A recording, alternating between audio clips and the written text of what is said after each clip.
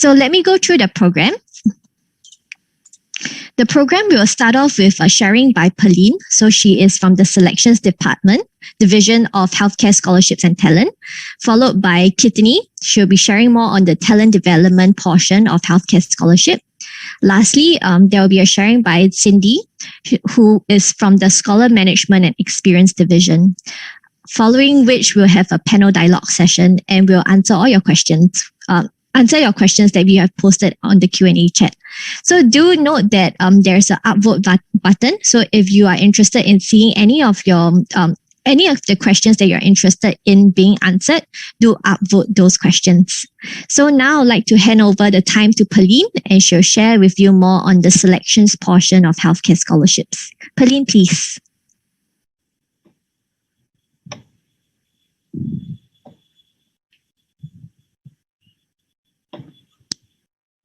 Hey, thank you, Sareen. So I'm Pauline. So I'll be going through regarding the selection and assessment for the healthcare scholarship. So next slide. So this will be the overall timeline that we will be looking for our application cycle for the whole scholarship cycle. So application actually already started since 1st September 2020 last year. Then for different scholarship scheme, we have different application deadline. So for the closest one we have is for Healthcare Merit Award. So we will close at 31st March, which is next Wednesday in 1 week time. Then we have Community Nursing Scholarship, Integrated Nursing Scholarship, we will be closing at 4th April, as well as Community Care Scholarship, whereby we will be closing in 7th April. So this timeline we will share at the end of the session, so it will be easier to look at it than listening to me to say the deadline. Then now the selection interview has been already taken place from January, and we will end the interview around end June 2021. So each applicants are only be considered for one scholarship scheme. So let's say if you submitted all scholarship scheme, we will contact you to ask you which scholarship scheme you want to be considered. Then no matter how, you will know your outcome in writing latest by end June whether you are shortlisted or not.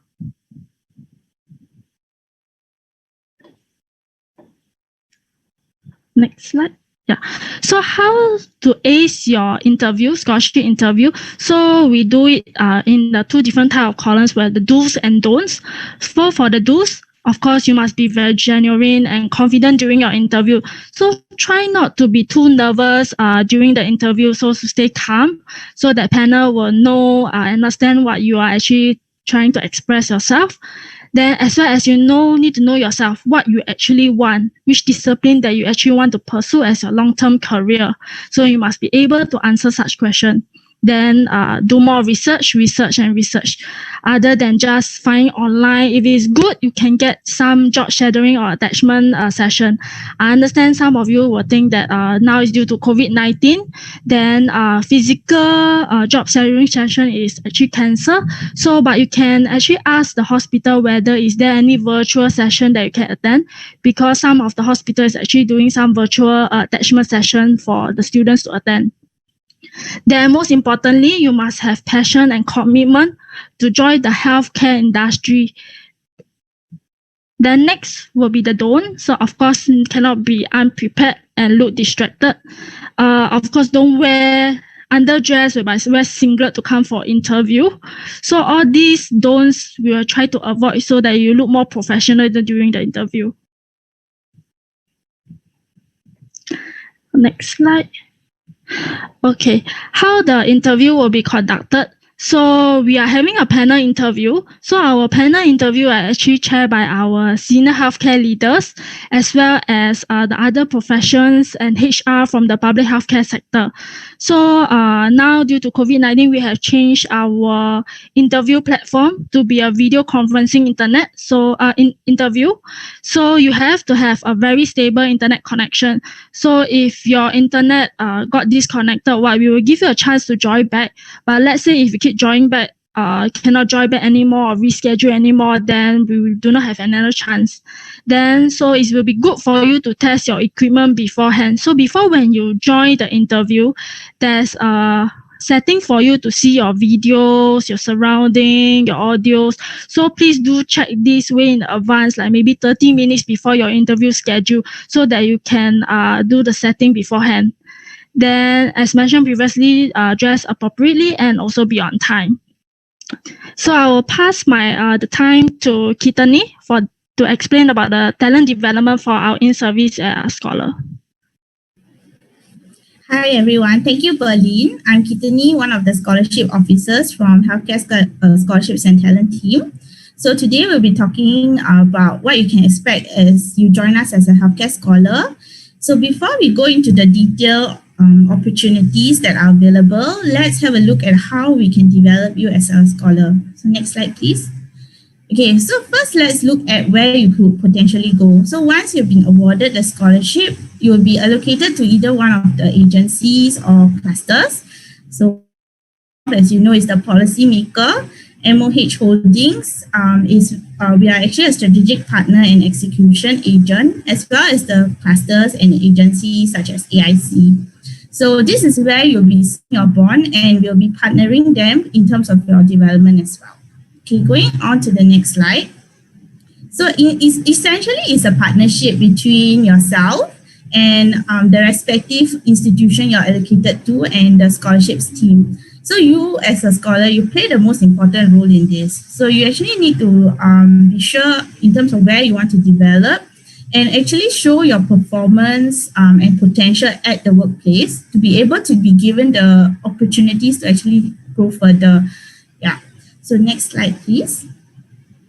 So as a scholar, we actually hope to develop you holistically.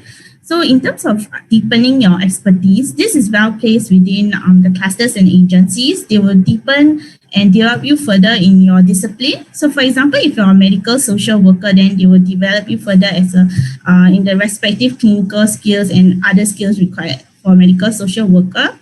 Then in terms of broadening your perspectives through cross-domain skills and attitudes, this is where we'll a tripartite MOH scholarships team, your institution and yourself.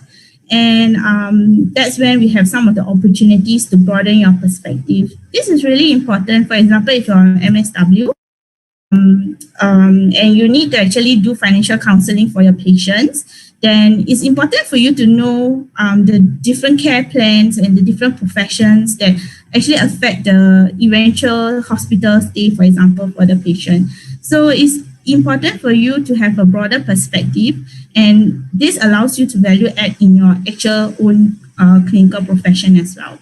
And also it's important for you to know the role that you play in the larger healthcare system as well, and the challenges that are coming across in the healthcare system. Yeah. Okay, so going on to the next slide.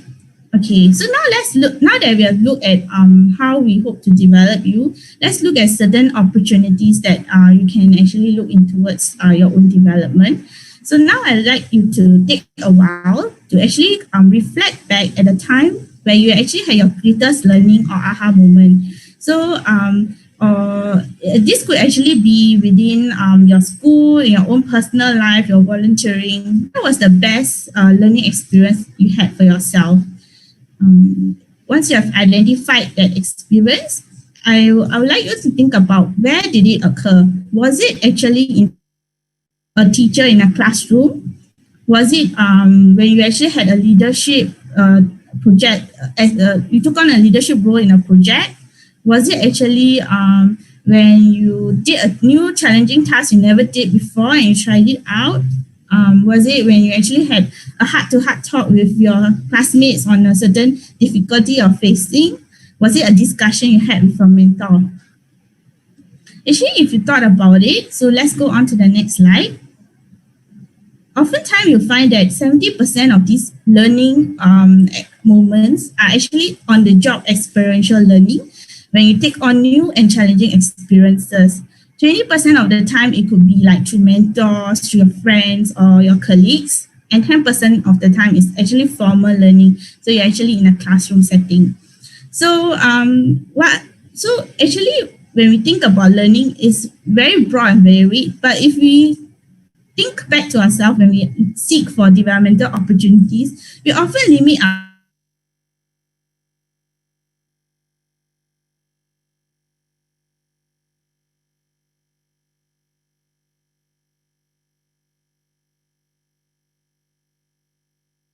you want to go into research in MSW, you can actually look into words, for example, beyond just courses where you can learn about researching clinically, you can actually look at, is there any attachments or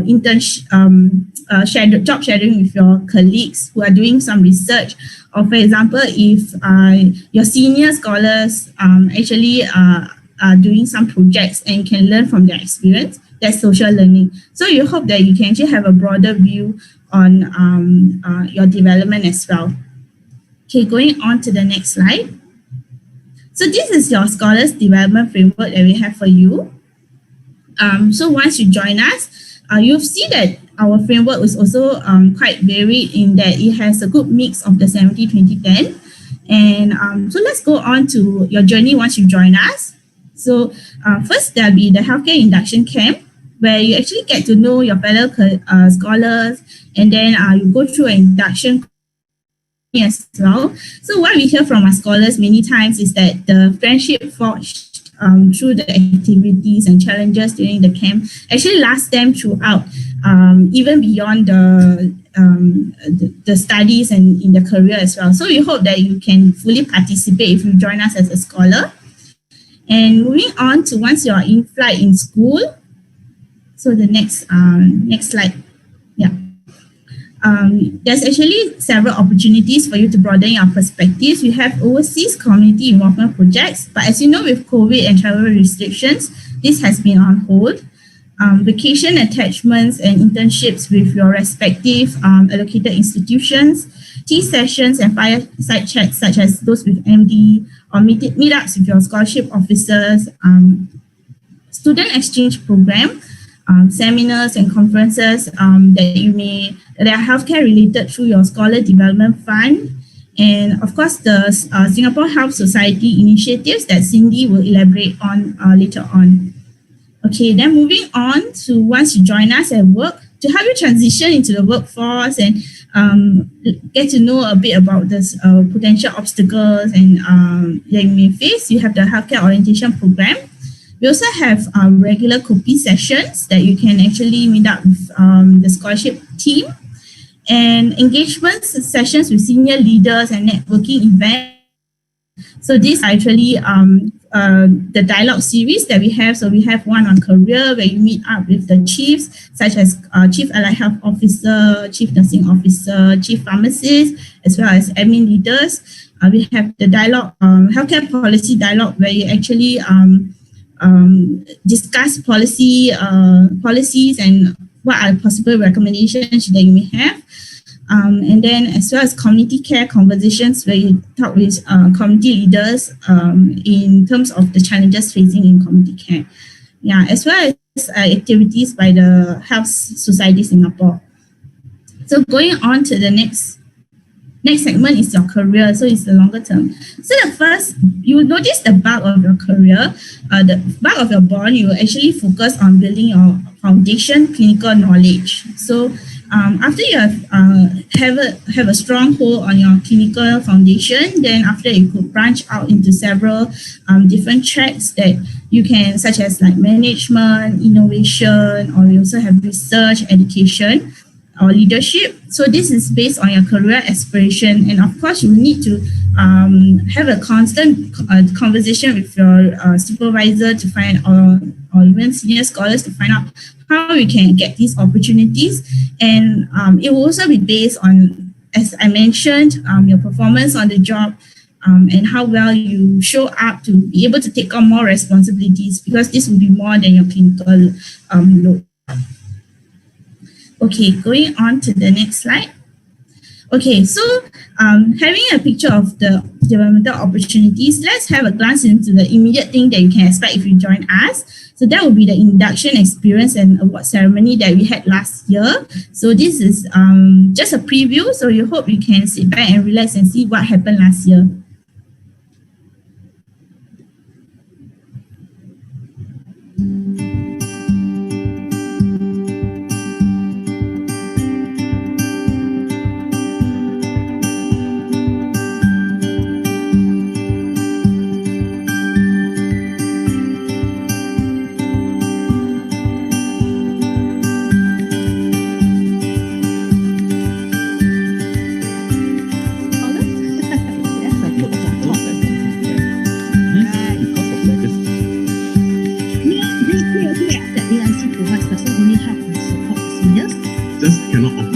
personally like a one-stop center for What happened is that for MTAR, So I'm Kelvin. I'm an incoming year 3 My business hobby student. is to like Comfort travel. to me. If I could choose a superpower, it would be reading minds. speak any language I want when I want. Being able to stop time. Time travel to be psychic powers. So that I can just get stuff and I don't need to get up from my bed. Yeah, that's a good one.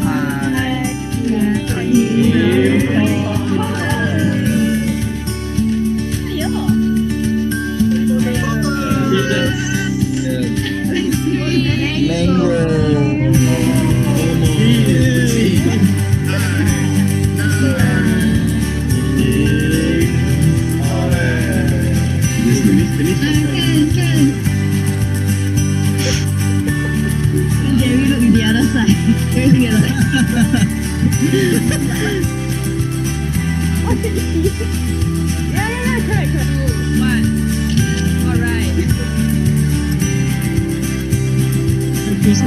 okay, still got one more minute, still got one more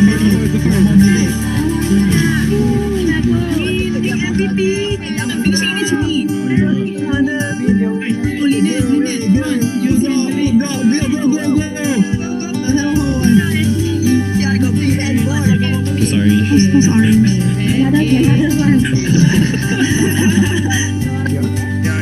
Don't we have 17? Very black eye. It's on the same side. Yeah, to the line. Maybe give me a thumbs up or something.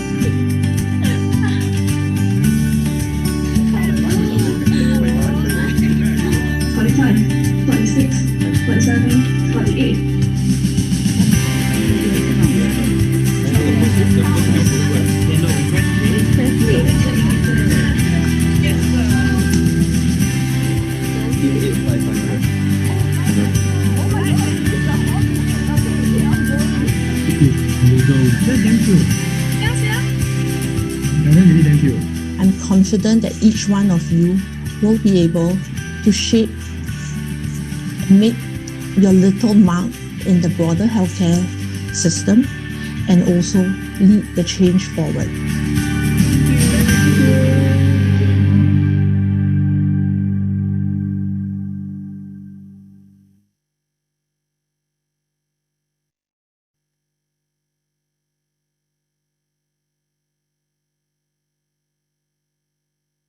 Sorry, Kit, you're muted. Okay, sorry. Hope you enjoyed the video. So this is actually my conclusion. So as a healthcare scholar, we actually hope that you can be the driver in your career development. So it's really important that you know where you want to go and have a goal in mind and go towards that. So oftentimes it's also important to express where you want to go. So for example, if let's say you're really doing very well clinically and you have a certain direction you want to be, for example, you want to become an educator eventually. So it's really important that you have an open conversation and you share that this is your aspiration and not just wait for your supervisors to plan it out for you, because they may think that since you're doing well clinically, maybe your interest is actually going there, whereas it's somewhere else. So it's important for you to take charge and take the initiative in this to be the driver for your own career. It's also important to seek balance. So this is actually a long journey for you, and burnout and is actually a real issue that healthcare professionals actually face overall. So it's important for you to practice self-care, which is some things that we actually orientation program. And so seek a balance between work and life and broadening your perspectives, and as well as deepening your skills, and also knowing that it's actually important to keep close to you the reasons why you actually joined healthcare in the first place, because this will bring you in the long term in your career. Also, it's also important that learning does not stop once you graduate, and you continue learning and improving yourself and being intentional and deliberate in your learning and reflections. So you can always seek how, using the 70-20-10 model, where are the areas that you can actually seek further opportunities. So oftentimes, don't limit yourself. to just the 10%, be resourceful and seek out opportunities in other avenues. For example, if you have requested your supervisor perhaps to have an opportunity to participate in a research project, and then the supervisor actually felt perhaps another colleague has the better skill sets to help in that direction. Do not give up. Do not be discouraged by stumbling blocks.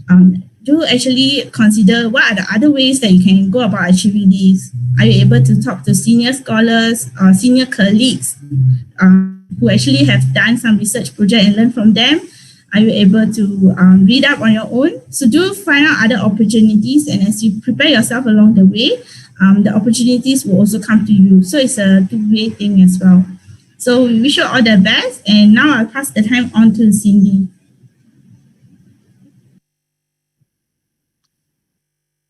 Hello everyone, I'm Cindy. I'll share with you more about the Singapore Healthcare Society. Okay, so this is the Singapore Healthcare Society is actually a Scotland-driven society, and we have 3 chapters: the Singapore chapter, the Aussie chapter, the UK, US, Ireland chapter. Next slide, please. Okay, the objectives of the SHS is actually to build network between scholars, the 3 chapters, and the public healthcare sector. Through these networks, right, they are able to forge bonds and support each other and build friendships. In the past, right now, seniors will actually share personal experience such as survival tips and study tips and how they actually transit to university as well. The second objective is actually to engage scholars for personal development. So by being part of the EXCOs, scholars are given the chance to hone their leadership skills, such as planning of events or being a treasurer and things like that. Lastly, apart from all the fun activity, we have the objective to cultivate a community-centric spirit. So we have a CIP team who actually plan for all the CIP activities, which I'll share more later. Next slide, please. All right, so these are the past events that some of the snapshot of the events that we have. First, we have the welfare pack. So it's actually a very sweet initiative by the team. So it's actually a morale booster for the scholars before their exam period. So post-exam, we have activities such as night cycling, lunch with MD and the scholarship officer, and also we have this dialect class, which is very helpful in the sense that they help the scholars during their attachment and clinicals. Next slide. Okay, so we do have a specific CIP team who actually plan all the activities. So these are the snapshot of all the past activities we have, and apart from that, we also collaborate with the Aussie chapter, the SHS Aussie chapter, to plan for Christmas caroling. So this is one of the joint collaboration we have. Okay, I think that's all for my SHS. Thank you. Thank you, Pauline. Thank you, Kit and Cindy, for your sharing. So now, before I go to the panel dialogue, I would like just to pass the time to Stephanie. So Stephanie is the head of the Healthcare Scholarships and Talent Division, and she would like to say a few words before we start with the panel dialogue. Stephanie, please. Thank you, Serene. Let me know if you can hear me clearly. Yes, we can. Okay, so first and foremost, welcome to the webinar. I hope that so far you had a chance to understand a little bit about the scholarships that we are offering, how to apply for them, and most importantly, the journey and the development that we'll be offering each and every one of our scholars.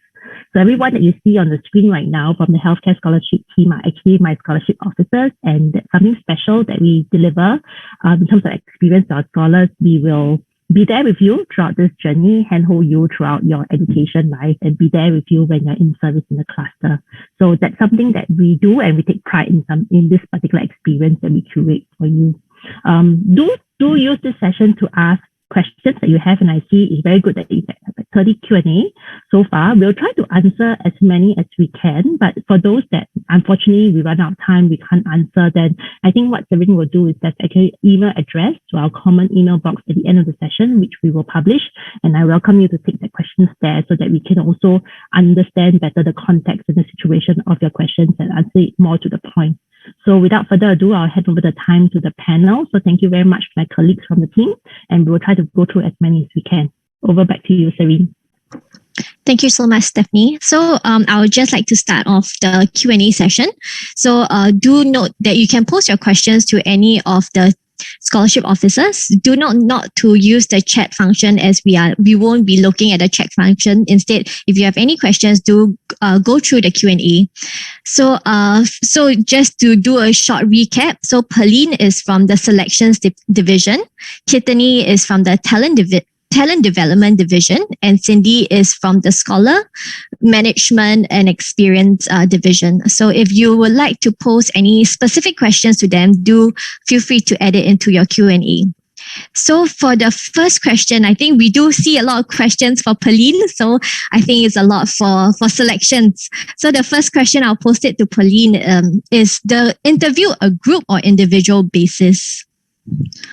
So it will be an individual interview. So it's once against to a panel interview. So one candidate to about 4 to 5 panel.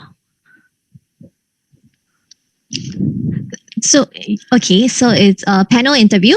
And so we'll move on to the next question. This will be for Kit, or maybe any of you guys can actually answer this. So, this will be more for Pauline again. How much of an advantage does having a job shadowing give?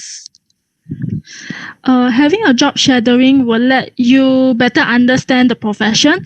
Then you'll be able to articulate well during the interview why you actually choose this profession, how does it best fit based on your character, personality. Then you will perform well during the interview. So without any job shadowing or attachment experience, it will be quite difficult for you to express during the interview. Like, how do you really know about this profession? I think just wanted to add on to Pauline's reply. So we do note that currently with the whole COVID situation, getting a job shadowing, like what Pauline previously mentioned in her presentation, is pretty hard, and we do understand that.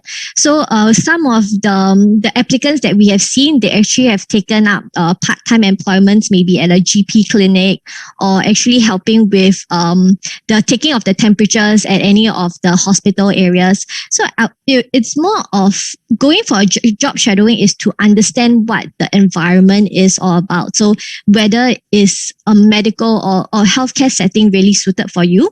And also you being in healthcare setting, so let's say doing a very part-time, very minimal job, but if you have the opportunity to talk to, let's say, a physiotherapist during your break, and then you can actually get to understand more about the discipline. So it's not just really because we do know that currently with all the job shadowing is pretty hard to get.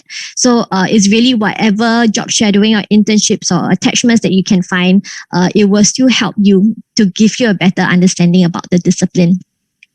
So moving on to the next question, I would like to pose it to the whole panel.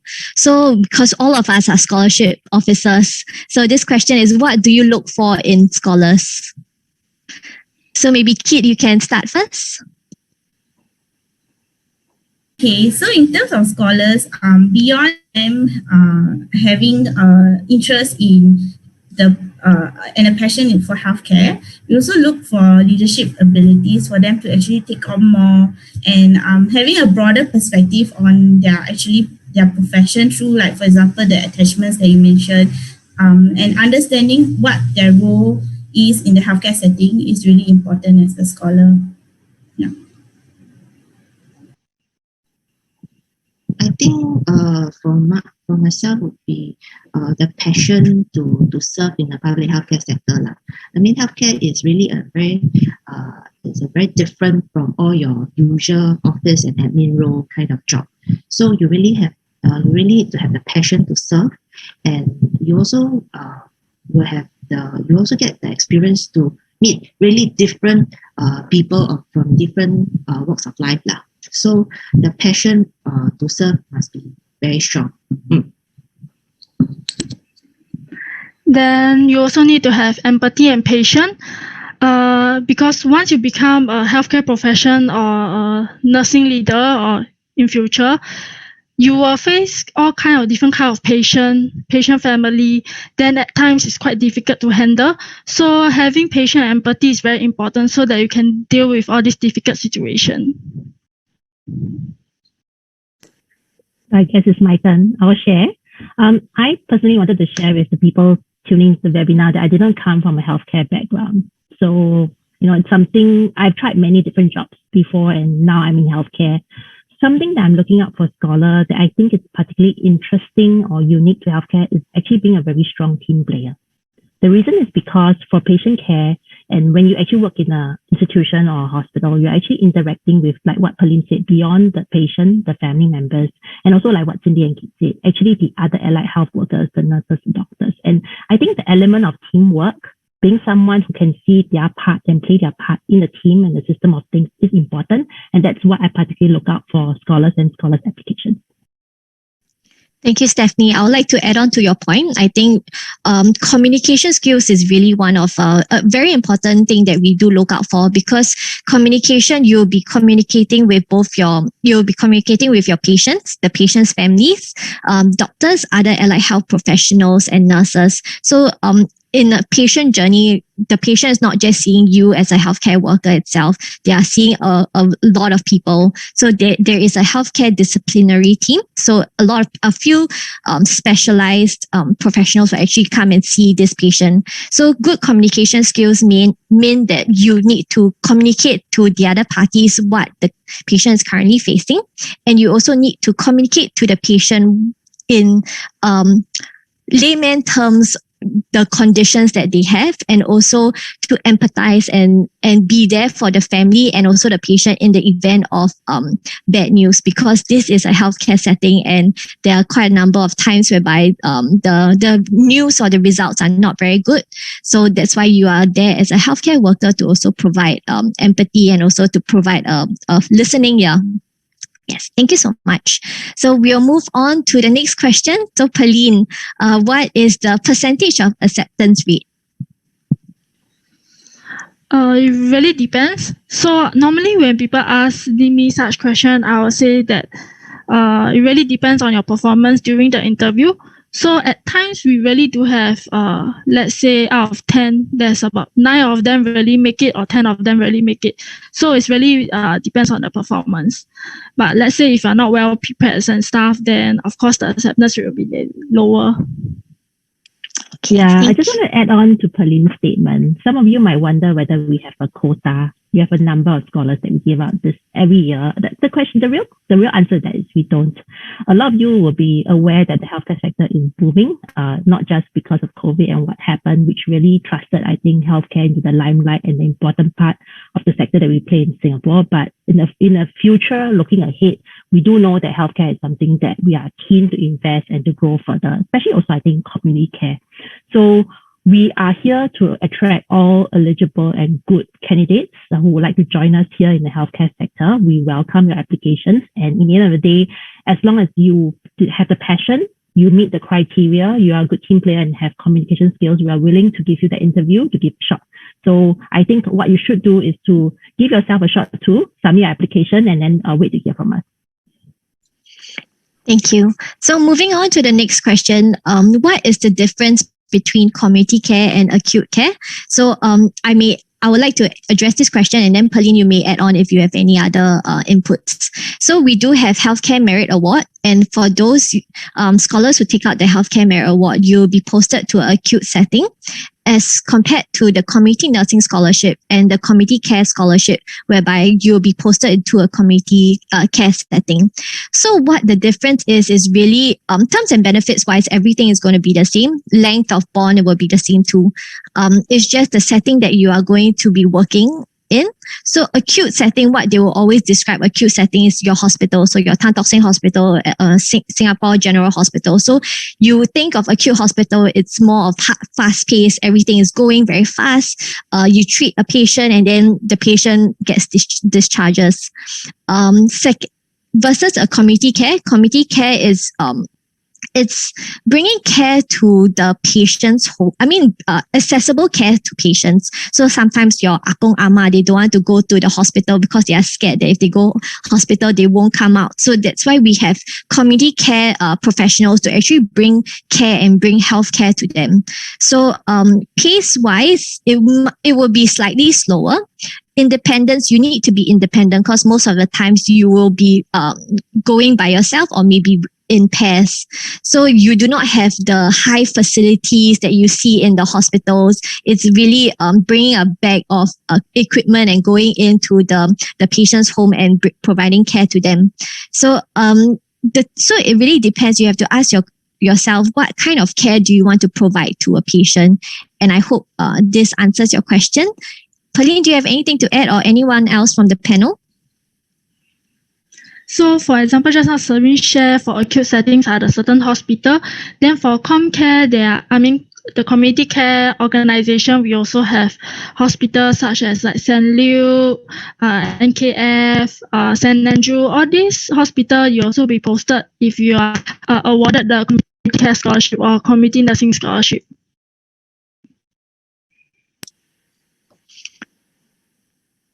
Thank you, Pauline. Okay, next question I have for Kit. So what is the difference in terms of career prospects and development between a person who has a scholarship and a person that has a sponsorship or does not have a sponsorship or scholarship? So is scholarship versus a sponsored student and versus a non-sponsored, non-scholar? Okay, for this, I would say the difference would be really in the opportunities that the scholar may get to head start in their career. So for example, during their studies, they actually get internships, or they could go for, using the SDF, they could go for different opportunities. As well as when they're coming on board, we give them opportunity to come for the healthcare orientation program, hear from the senior scholar what's the challenges that they get, how can they actually overcome such challenges, and how should they plan their career ahead. So with this head start, we actually hope that this will spur them on and then being able to actually perform well in the job and given opportunities. But once you're in the job, oftentimes you see that it's actually regardless of what group you came from. If you're a sponsored student, if you didn't have a scholarship, if you had a scholarship, it actually depends on how well you perform on the job, how well you're actually able to take on new projects, seek for opportunities that may be there but not known to everyone, and ask around, and actually taking charge of a career. Some of the points that I mentioned earlier is actually how well you're able to do it that determines the kind of opportunities that come to you, and for you to actually spur further in your career. Yeah. Thank you, Kit. I would like to pose the next question to Cindy as a scholarship officer instead of your current role. So may I ask, this question is from Fazia Rafi. So may I ask if a scholar is required to maintain a certain GPA in university? And what happens if the student slips up and is unable to maintain the GPA? Would their scholarship be revoked? Yes, Cindy, you are not. Yeah. Okay. So yes, you need to maintain a second apple in your academics. If not, we do check in with scholars on the reason why they are not performing, and understand the situation. It's not immediate termination, but it may lead to. Yeah. So to me, I feel like if you really put in your best effort and you have tried your very best and your attitudes are very good, we will review it case by case lah. Yeah, but unfortunately, this is a scholarship. There are things that academics needs to be maintained. Yeah. So, and you're given extra opportunity, extra resources. So there's no reason why you can't perform lah. Yeah. Thank you, Cindy. Stephanie, would you like to add? Yeah, I wanted to add on to Cindy's statement. It's a common question that our scholars pose, but like what Cindy said, it doesn't, well, we are there to provide the support. And I think in the end of the day, the school as well as the students do try hard to maintain their grades. Now, why is it important? In the end of the day, in a healthcare setting, I think patient care, being able to be professional and understand the clinical terms, it's important in our profession because in the end of the day, you're talking about patient care and patient safety. So to do that, you do need to have the fundamentals in terms of academics well-grounded. If not, then I think as you progress in your career, sometimes it does happen that you might struggle a little bit, which is why we do place that quite a high emphasis in the point that you are doing your academic studies. But like what Cindy said, we are here to support you and we do not straight away issue terminations. It's not something that we do very often, but at the end of the day, we want to understand the case, understand what happened to you and provide additional support if required. Thank you, Stephanie. Moving on to another question for Pauline. So can I ask whether COVID has lessened the chances of sending scholars for overseas education? No. So we still will help the scholars to, submit some certain application to go overseas to study because there are some discipline whereby we do not provide the course in Singapore. So they do have to travel overseas to study. We will leave it the chance to the scholar to decide whether they want to continue the study immediately or want to take a gap year. So all this we will discuss with the awarded scholars whether how they want to proceed. Okay. I would like to add on another question that we usually see. So would the list of overseas university be shared with us before we apply for the university, or how do we get the approved list of overseas universities? So our list is actually private and confidential. So we do not share with the public, but then we will ask you to take reference for AHP Council, Allied Health Council website as a reference. So from there, you can see the different kinds of university that you can consider to apply. Then for awarded scholars, we will also let you all know which are the university you should apply. Thank you, Pauline. The next question is to anyone from the panel. Is leadership skills an important quality that we look out for? The person has not many leadership positions that he has held previously. So does this drastically reduce the chances of him getting a scholarship? I think that's a very good question. I will try to answer and then later I'll get my colleagues to help. I think leadership has many facets, one of which the primary one is self-leadership. That means do you have the motivation?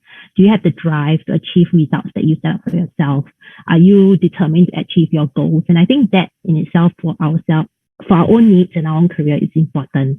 I think what we do not look up specifically, although it does to a certain extent help your application, is specific leadership positions. But we do look at how you have perhaps led projects in your application forms.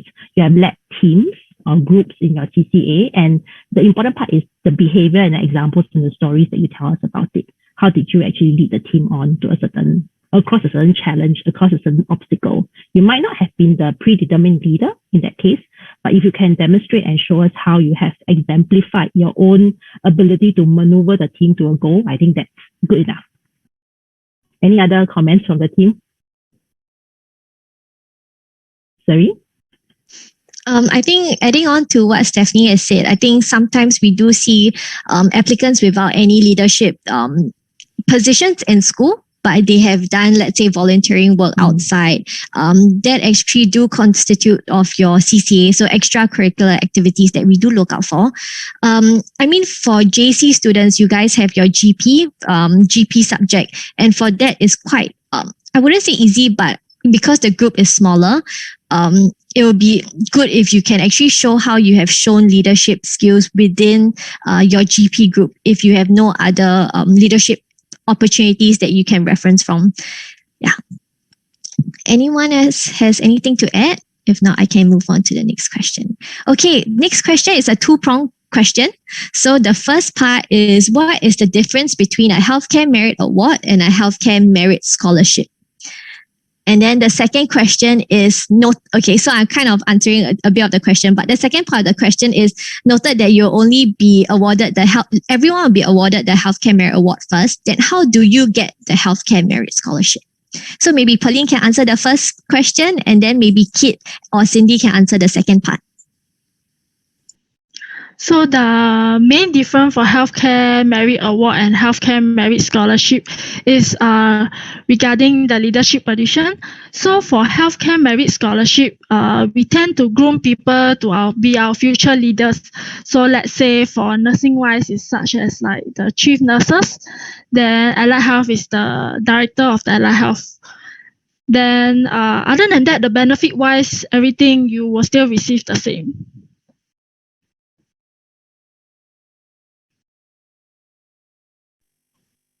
I think I'll add on. So during your scholarship journey, right, you are actually given quite a bit of opportunities to take up different roles, different projects.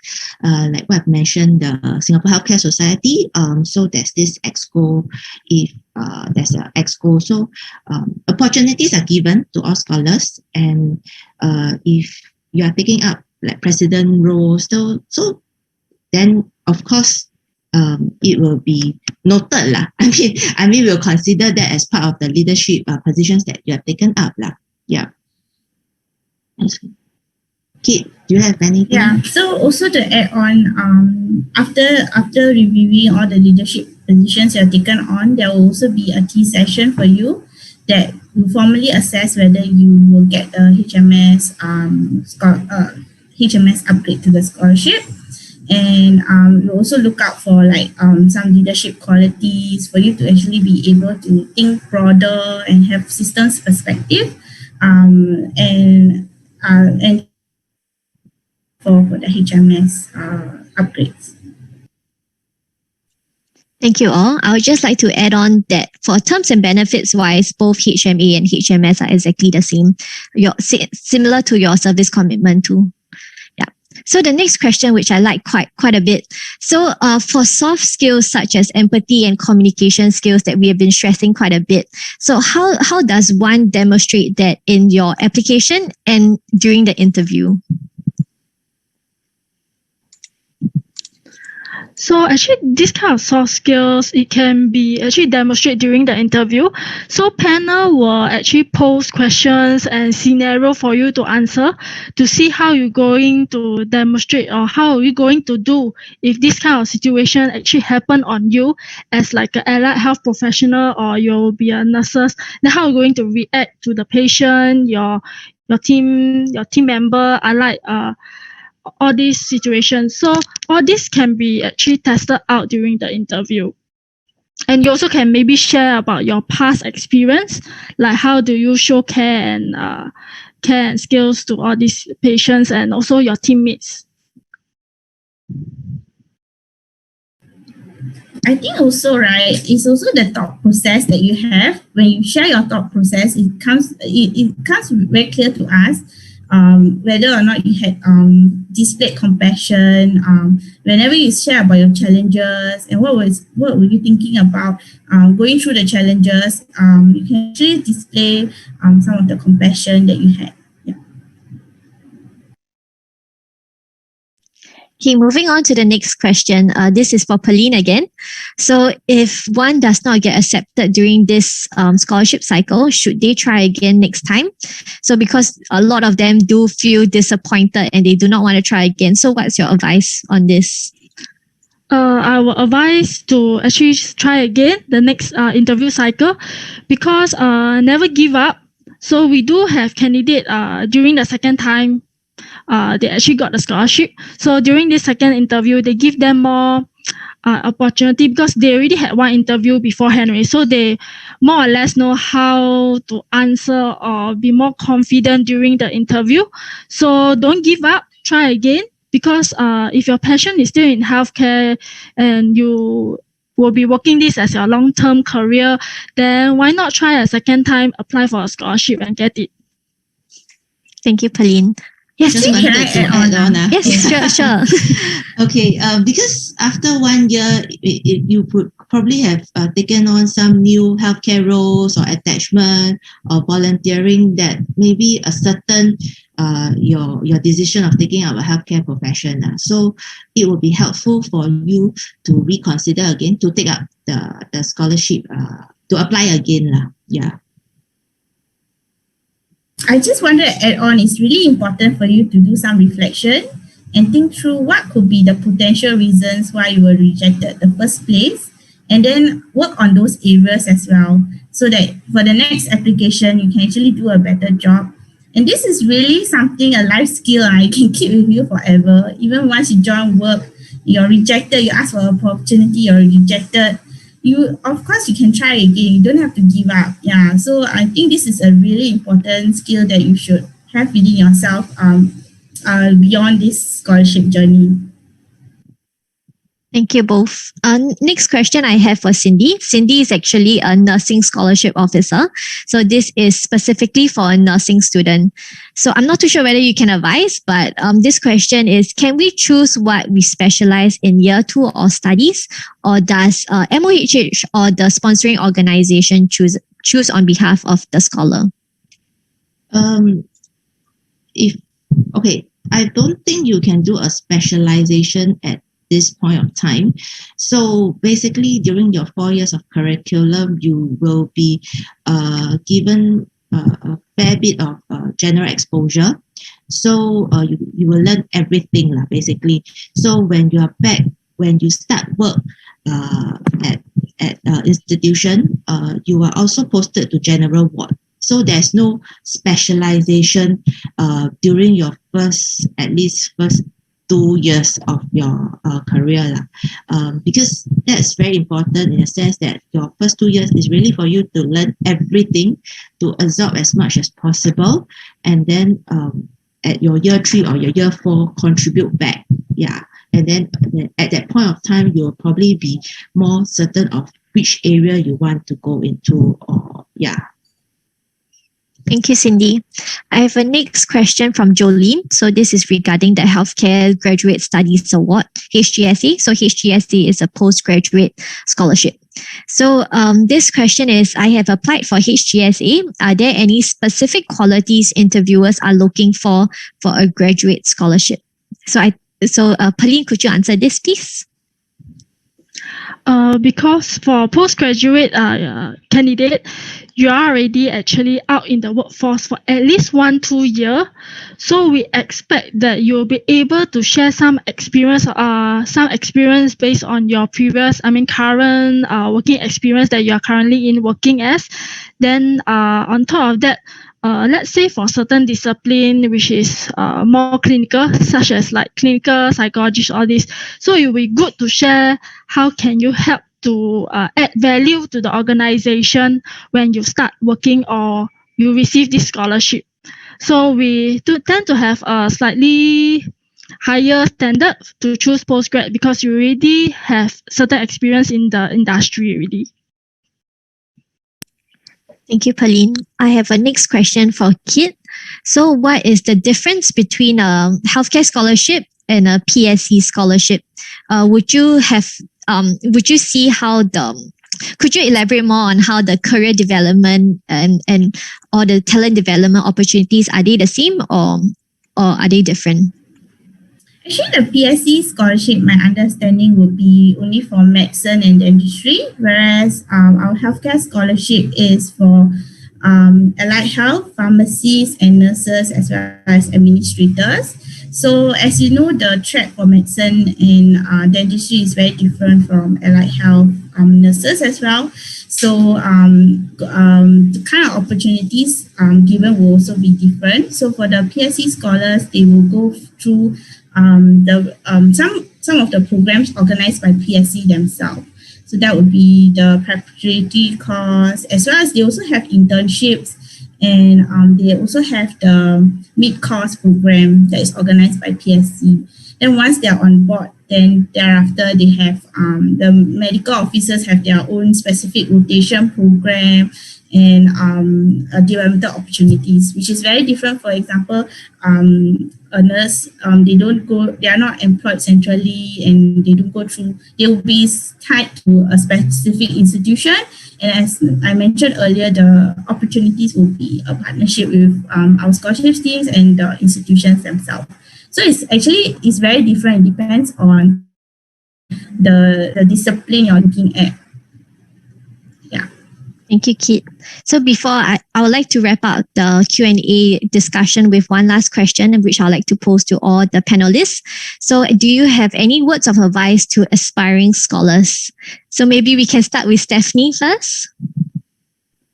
Words of advice. Yes. I think like what we have emphasized throughout the webinar, passion to serve, commitment to help is a very big thing and an important element in the healthcare scholar. The reason is because your journey is going to be very long, be it in the years of studies as well as after that when you perform your service and finish up your bond in the institution. It's a long journey, but I think it's very fulfilling for those who have the passion. So for all of those who are tuning in, who are passionate to serve with this healthcare industry, you know that's what you want, then I think you shouldn't hesitate to try and apply. For those who have applied before, like what Pauline said, I think it shows your resolution that this is something that you want. So please try again. Words of wisdom to all applicants. I think in this journey, also be open to discover many things about yourself.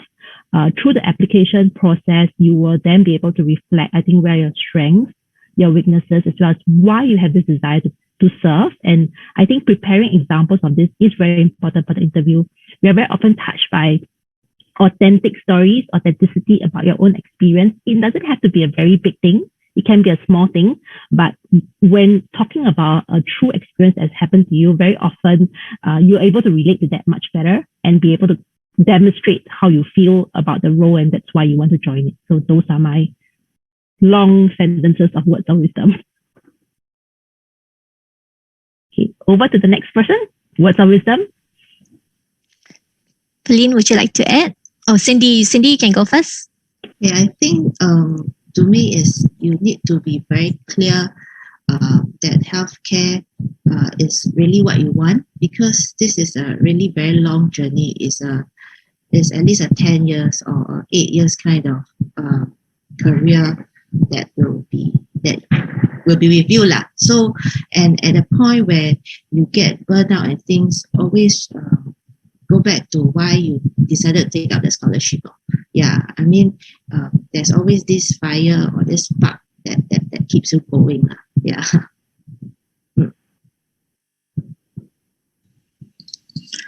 Then for me, I also think passion, but on top of that, of course, perseverance is also very important. So like what Cindy said, why you need to question yourself why that you choose this path as your long-term career. So I mean, at times you do feel challenged or feel very burnt out, very tired because of your daily work. But then if you have your strong perseverance, then you will be able to walk through this journey, then to achieve what you wanted at the first start of it, then to achieve like to be our future leaders or healthcare leaders, that kind of thing. Yeah. Okay, my parting words would be for yourself as an applicant coming for the interviews. You may be extrovert or introvert. It doesn't matter. Just be confident. Don't be shy to actually speak out about your achievements. Sometimes I've seen candidates who feel a bit reserved and shy to say what they have done. So I think this is a chance to be humble, but this is actually a chance for you to show up and showcase what you have done. So don't be scared about that as well. Yeah. And all the best to everyone. Thank you, panelists. Thank you, Stephanie, Pauline, Kit, and Cindy. So before we go, we note that we are slightly over time, but do bear with me. I have just about a few more slides before we go. So this is just a gentle reminder on the application deadlines. So like what Pauline has previously mentioned, Healthcare Merit Award closes on 31st of March. Integrated Nursing Scholarship and Community Nursing Scholarship closes on 4th of April. Community Care Scholarship closes on 7th of April. And for the Healthcare Graduate Studies Award, there are various deadlines, so please do check on the website. we would like you guys to actually give a feedback on this session. It's a very short Google form, probably take about 1 to 2 minutes. So you can scan the QR code and you can proceed with the feedback. I'll just leave it for a few seconds so that you guys can scan the QR code.